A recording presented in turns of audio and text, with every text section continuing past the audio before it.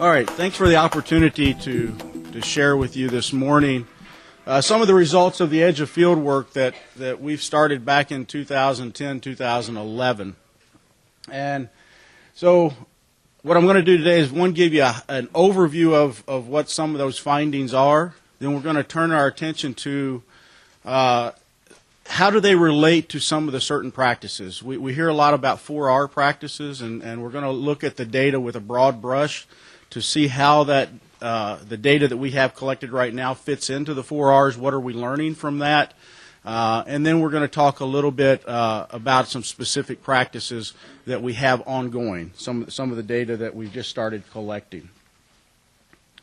So, edge of field. I don't want to spend a lot of time on this, but if you've driven through the landscape, you may have seen these types of systems sitting out in the fields and wondered what they are. This is our typical edge of field site.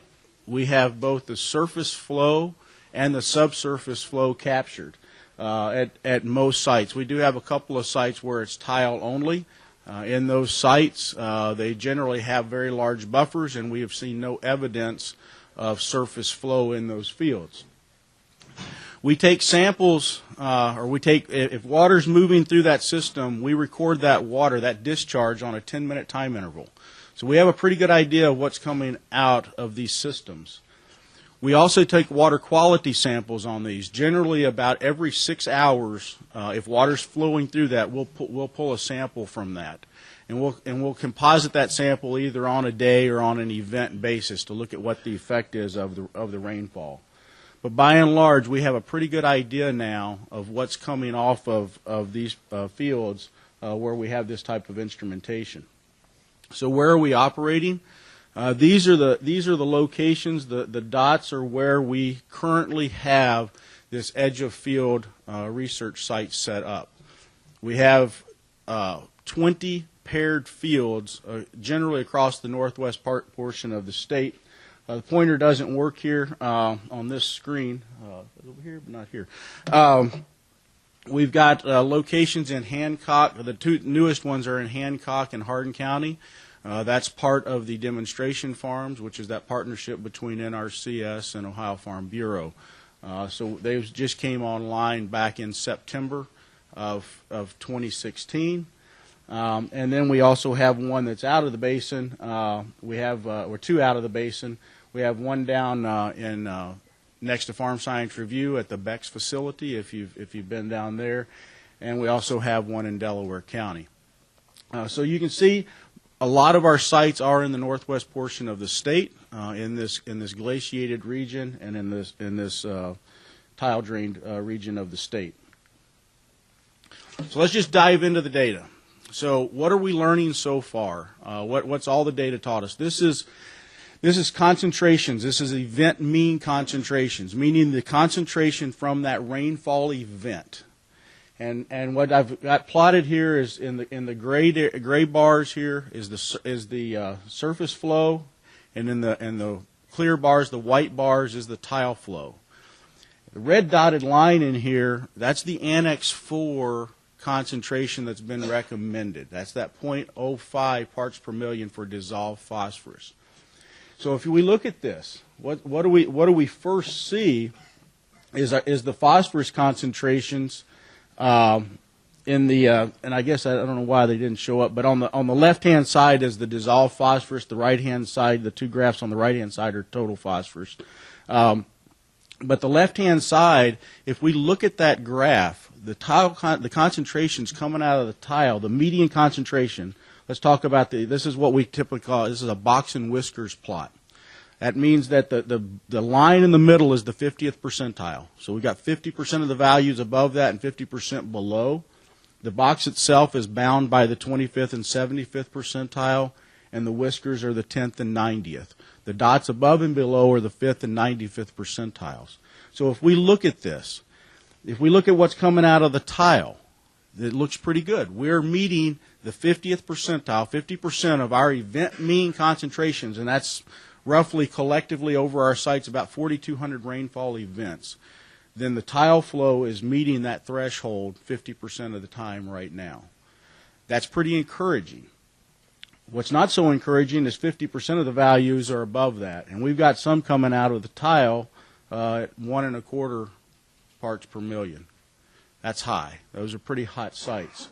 If we look at what's coming across the surface, the median's about 3 times greater than that. So when we hear a lot of negativity regarding tile drainage, I think one of the things we have to be looking at is that water is going to go somewhere. When we have rainfall, it's going to leave the site. We'd rather have that water leaving the site, migrating through the tile, and coming out at 0.05 parts per million as a median, rather than 0.15 parts per million across the surface. Now, that's not to say that tile is our solution. That's not what I'm saying. And we're going to see that in the next graph.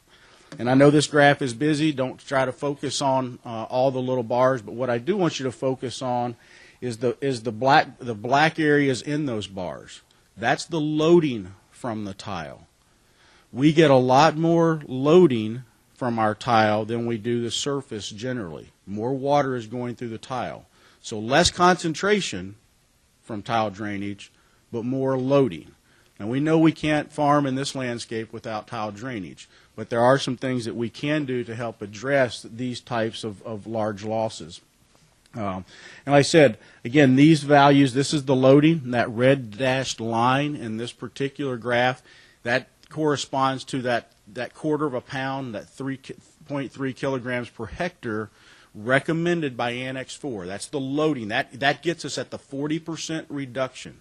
If every farm acre out here was only producing or was below that line, we would meet our 40% reduction. And what's encouraging about this is we have a lot of those producers that are already there. And that's quite encouraging to me. And what we're trying to do now is understand what those producers are doing. We're trying to look at within their management systems, their cropping systems, their soil test phosphorus, those type things. What's characteristic about those that's allowing them to already meet this threshold? And so that's what we're really trying to understand. But do note that tile drainage, we still get our largest contribution from the loading from tile drainage in these systems. Weather plays a role. We know that. Again, this is collectively looking at all of those rainfall events. This is what we call an exceedance probability plot. So on the x-axis, that's the percent of being exceeded. And so if we look at the 20th percentile, again, this is those 4,500 rainfall events that we've recorded.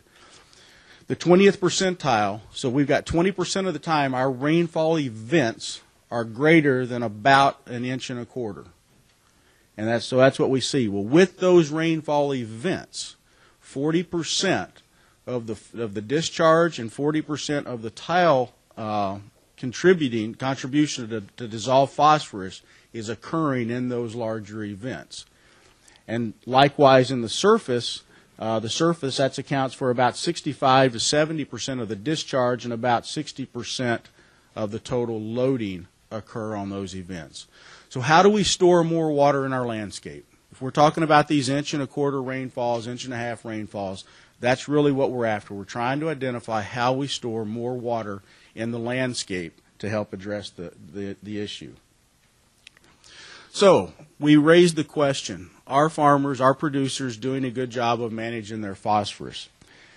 And so what we did, we wanted to create a phosphorus budget, if you will, for the sites. And this is, we've done this on an individual field. I don't have that, I'm not showing that data. What I'm going to show today is the average of all the fields and where we are. So when we think of a phosphorus budget, we think about atmospheric deposition. There's some phosphorus that comes with the rainfall that we cannot control.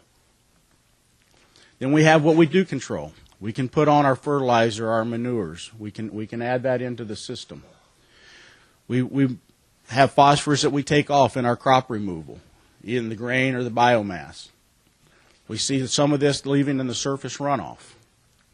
And then we have some of it leaching out of the tile or in the tile drainage or leaching down into the deep system, which is generally very negligible, but we do want to quantify how much is leaching out of the tile. And this is all fields. Again, this is all 40 40 of the fields that we have currently where we're collecting data, regardless of rotation, regardless of pea source, placement, timing, any of those things. So that's the way we've decided to look at this data. So let's look at that. So if we look at what's coming out of the atmosphere, we sort of about 1/10 of a pound an acre. That's generally the average of the phosphorus that we get. This is elemental P. It's not P2O5. We're talking about the elemental P that's coming out of the atmosphere is about 1/10 of a pound an acre. So what do we put on? As producers, the producers that we've been working with have been very gracious. They open their management books up and allow us to see what's being applied. And we see that on average it's about 19 pounds an acre is what's being applied. And that's per year. This is on an annual basis. The range is 0 to 100. The 0 obviously is when we don't have a crop growing, or we're applying on a 2-year rotation. It captures that soybean year when we're not applying anything. The 100 likewise is usually a 2-year application. In this particular case, it happens to be a manure application, and I will say that it's pretty high. It's more than what was really needed on the field. The median is 14.7. So our total inputs, what we're putting in, is 19. If we add the atmospheric and what we've got with the fertilizer and manure, we've got 19 pounds an acre that we're putting in. So we start talking about our outputs. This is actual yields when provided. We only had 2 instances, and we're getting that data. We didn't have it. One corn harvest and one soybean harvest. 2 instances where we didn't get those. The producers didn't provide those at the time when we collected the data. So we assumed 160 bushels an acre for corn yield, and we assumed 45 bushels per acre for the soybean yield. So if we look at that, in the crop removal, we're taking about 23 pounds an acre is what we're removing from that crop. And you can see the range anywhere from 0 to 37.5. That 0 represents whenever we would have a stale seed bed out there, we would have a wheat harvest, we'd have a stale seed bed, we would plant corn, but the corn wouldn't come off because this is water year data. So that water year goes from October 1 to September 30th. So you can see where in 1 year there, if we had a stale seed bed, whatever, we would not have necessarily a crop removal. And then we look at what we see in the surface runoff and the tile drainage. And if we look at surface runoff, it's about 2/10 of a pound per acre is what we see coming off. But look at the maximum there, 2.4 pounds an acre in some instances is what we're seeing. So we do have some sites that are pretty hot. And then we look at average tile losses. Again, as I said, tile losses generally account for the largest percentage of our phosphorus losses in terms of what's coming out in the water. And we get about 3/10 of a pound per acre there. So if we look at the outputs, just from the surface and tile drainage, we're talking about a 1/2 pound an acre is generally what we're losing. But we've got as you can look at there, our maximum is 5 pounds an acre if we look at the maximums on those in the ranges. So our total P outputs, what are we removing from the field? It's about 23.5 pounds an acre. So now let's look at that in this balance. And this is 106 site years of data across these sites. So the atmospheric deposition is, as we said, roughly a 1/10 of a pound per acre. We're applying about 19 pounds an acre in our fertilizers. We're removing about 23 pounds an acre in the grain and the biomass. We see about 2/10 of a pound an acre coming out of the surface runoff, and about 3/10 of a pound per acre coming out of the leaching. So that equates to negative 5.1 pounds per acre. So right now, if we say that these producers that we're working with are representative, then we're seeing a drawdown of about 5 pounds an acre of phosphorus. That's encouraging. That means we're not applying too much generally, but if we look at the range down here, again, negative 23 to 29, is where that ranges on an annual basis. And again, keep in mind, weather plays a difference. And if we have a wet year and we're below or above that, and we're putting more on, then we're going to get a lot more off. But in general, this is the average. This is only for sites where we have at least 2 years of data. Right now, it's encouraging, though. We're seeing a drawdown of our phosphorus in the soils right now. So, our producers doing a good job of managing phosphorus. You know, it's a small P losses in the surface runoff and tile drainage relative to the amount. That's what we always talk about. From an agronomic standpoint, this half a pound is negligible. Obviously, we think that from an agronomic standpoint because we're putting on 20 pounds an acre. But it's also that half a pound that's causing the algal blooms in the lake, and that's where we have to be concerned if we're trying to balance that environmental and the agronomic portions. Average crop removal grades are greater than the average amount of B being applied. We are seeing generally that drawdown on an average annual basis. And the P balance is near zero. Inputs are equal outputs, or like I said, we've got a little bit of a drawdown right now. However, good may not be good enough. This is a graph. This was done by this is in the Maumee Basin. This was an article that came out in 2016 where they looked at the accumulation of phosphorus in the basin. And remember, we're near a zero budget. That's where we are on the right-hand side. But look at the accumulation of phosphorus. That's what we call our legacy phosphorus. We have built up phosphorus in our soils to the level now where it's if we turned it off, if we didn't apply phosphorus and we got normal rainfalls, we're still going to have algal blooms. There's that much phosphorus in our system right now. So water quality problems in Lake Erie and other water bodies are going to persist as long as we have this legacy phosphorus issue. And it's going to take a while. At 5 pounds an acre, it's going to take a while to draw that back down to where we don't have this legacy issue. So our aspirational phosphorus budget, we talk about increased yields. You know, by 2050, we're supposed to feed 9.7 billion people. Fertilizers have got to be an integral part of that. They have to be, or we're not going to get there. So how do we manage them? We want decreased losses of our nutrients, especially in the surface runoff and our tile discharge. And we want to be able to do that with adding less phosphorus. Obviously, we don't. That works on your bottom line. We want to have less phosphorus in the system and less inputs for you. How do we get there?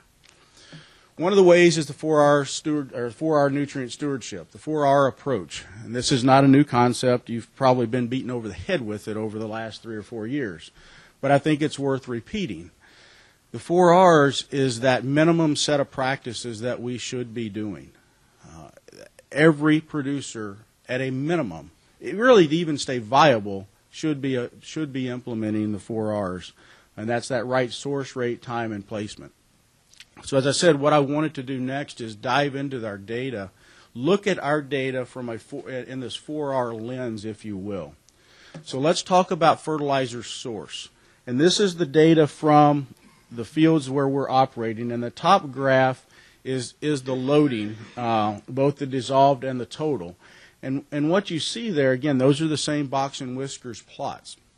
But what you see is that those sites where we have organic fertilizers are generally greater, at least trend-wise. If the letters on the top, the A's over the top, says there's no statistical difference in those. But I want to keep in mind that a lot of those have very high phosphorus levels to begin with. The sites where we're operating, it's not that the organic is producing more on a side-by-side comparison. It's the fact that in those instances, they are very high soil test phosphorus sites, 100, 200, 400 parts per million. So what we're capturing there is the history, that legacy phosphorus in those particular instances. So we ask ourselves, what if we apply it on a side-by-side basis? What if we put MAP on a field and we put dairy manure on a field and apply those at the same rate? And that's what's on the bottom graph. And what's interesting about that is if we look at those situations, what we see coming out of the inorganic and the organic is not different at all. is tending to be a little bit less coming out of the organic side than it is on the inorganic. However, it's not statistically different. So if we manage our nutrients, whether it's organic or inorganic, if we manage them and put them on the rates that we're supposed to, and consistent with the 4R, then what we see is there absolutely no statistical difference in the losses. So I think we have to understand. One of my friends says, P is P, a pound of P is a pound of P no matter how you P it. It doesn't matter whether it comes from an organic source or an inorganic source. If we're putting it on at the right rate, we should expect to see similar losses. Let's look at P application. This is the application of all the sites where we're collecting data right now. You can see that the line on there is the tri-state recommendation. Is where that line exists based on the Mehlich 3 soil test level. So you can see a lot of our producers that we're working with, when they do make an application, are below that envelope, if you will. They're on the left side of that. We do have some that are not, and those are producers that we're going to need to work with. You can see about 50%, 60% of those happen to be organic sources. They, especially this one out here on the end at 120 parts per million. Why are we still adding into that site? That's an education thing. Those are things we need to go in and work with those producers. You can see those low levels. That's starter fertilizer. Understand the need for that. I think we need some more research to decide whether it is needed or not. But in these cold, wet soils in April when we're planting, it might be a good thing. But that's what those applications represent. Don't try to look at this in depth. It's a busy graph, but this is looking at the losses and the time of application. The top 4 graphs have to do with time since rainfall. And basically what you see is the hotter colors, the greens, the reds, are on the left-hand side and upward, meaning that the higher the rainfall and the closer to the time since application, the higher the losses that we see. Pretty common sense. And that's why we have legislation now that prevents us from applying within 24 hours of an inch of rainfall. The bottom 2 graphs have to do with the timing of the year. And what we generally see is around the planting time, if we can put it on at planting, that's in the, and this again, I've got this put on here by water year, so that October through September time frame, if we can look at that around May, you can see that's when a lot of it's going on. It's going on at planting. And that's that planting, or when we have the out in August, after wheat harvest, that May, June, July, August time frame is when we have the least potential for losses. We have the largest potential for losses on the ends in the fall and the winter, generally. So it opens up another time for us to, if we can get wheat in the rotation or a small grain. I know there's a big push to try to get some small grains up in this area. If we can do that, and we can use that as a window of opportunity to apply, or apply at planting, our losses generally are less. And then the last of the R's is the placement. And we want to talk about, this is a broadcast variable application on May the 6th of 14. The producer I was standing in the field with, he went in and he said, well, I don't like the looks of that, I'm going to till it in. He tilled one field for us and not the other. So we were able to quantify the impacts. Prior to that tillage event, we can see that both fields were reacting the same, which is the whole idea of the paired design. That's what we want to see out of that. So he tilled one field. He tilled the field on the left. The concentrations that came out of the tile were reduced by 5 times, and the loading was reduced by 7 times. This was a 3-inch disc tillage. We're not advocating tillage. That's happened to be what he did. That's not what we're advocating. What we are advocating is subsurface placement of nutrients. And there are a lot of toolbars on the market right now, and we're not asking you to go buy a toolbar right now. We understand the capital investment in that. But the next time you get ready to replace what you're doing, we do hope that you will consider buying a toolbar that allows you to subsurface place these nutrients in a no-till environment or a reduced-till system. Because this is, if we can get those nutrients 3, 4, 5 inches below the surface, that's when we're going to reduce our losses. And we've got evidence of that with this study, and we're starting to get evidence of that through a couple of our other treatments. So let me comment real quickly about cover crops and no-till. We did have one producer that in 2015 decided he wanted to go and put no-till in the system, and he wanted to use cover crops. After this is 9 months worth of data, sort of what we've looked at so far, we did see that it significantly reduced the amount of water that left the site on the side where we had cover crops, to the tune of about 2.5 inches of water. Remember in the beginning I talked about how do we store more water in our landscape? How do we keep that 1.5 inches more water in there? Cover crops provides us that opportunity to do that. Again, we've seen in this period we've seen 2.5 inches less water leave that site with cover crops. We saw a 96% decrease in the amount of nitrate loss coming out of the tile with the side on the site where we had cover crops as opposed to where we did not. So there's these are good catch crops. They will hold nitrogen. We did not see at this point. We have not seen any differences in the phosphorus though. So we know what works for one nutrient may not work for the other. And in this particular case, again, we did not see any difference in phosphorus. But they can increase organic carbon, and in that organic carbon, for every % we increase that, we can store about 3/4 of an inch of water. That alone will help us to get to that, how do we keep water in our landscape. It takes time, and we're talking about every 8-9 years in order to double our organic matter. But if we can do that, we'll see. I think we will see a big difference in the amount of water that leaves the site and the amount of nutrients that leave the site. Frank, this was the first year. This was a first year. He was a till every year person. Not whatsoever. That's right. That's right. No, this was a first year. That's 9 months worth of data that we've looked at for that so far. We've got another 3 months. I just haven't looked at it, Steve. So he put soybeans in. This was cereal rye. He put soybeans in on the cereal rye. Now, what I do have to say is that he ended up feeling that his stand wasn't good enough. He killed that field and replanted it. I wished he had put some strips out there because I think they would have caught up. But we didn't do that. So this is a soybean crop. So that's both actually. We didn't see any difference in either one on the DRP at this point. So and a question back here, Kevin.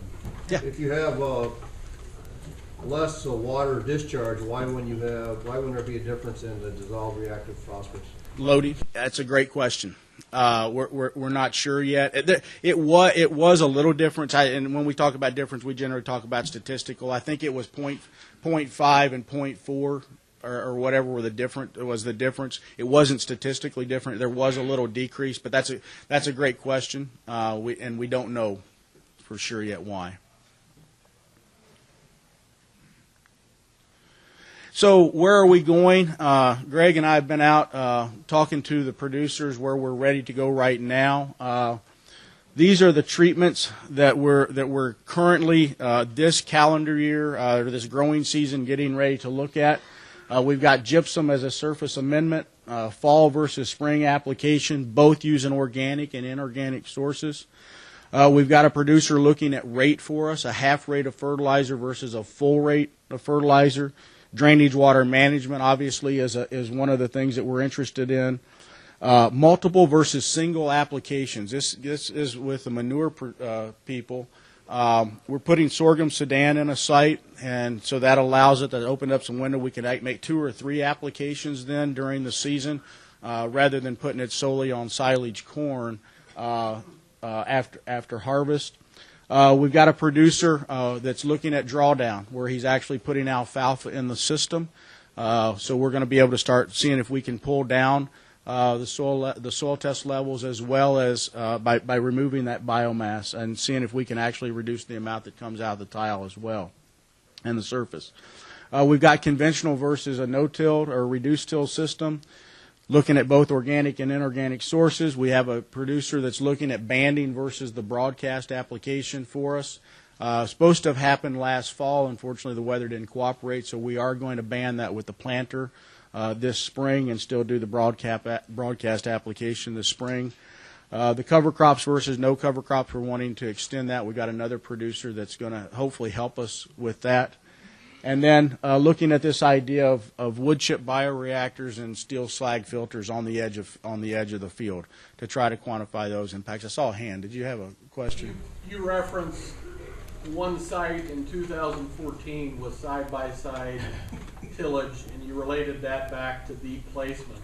Do you have any deep placement side by side? No, that's what we were supposed to start this fall. Not at this point. That's what we will be doing. That's the only placement one that we have at this point. We've got two that are started, but we don't have any data on them at this point. I guess there's a lot of us that have a lot invested in reduced tillage and no tillage, and we'd really like to see that versus talk about a 3-year-old trial on one farm and just talk about tillage in general.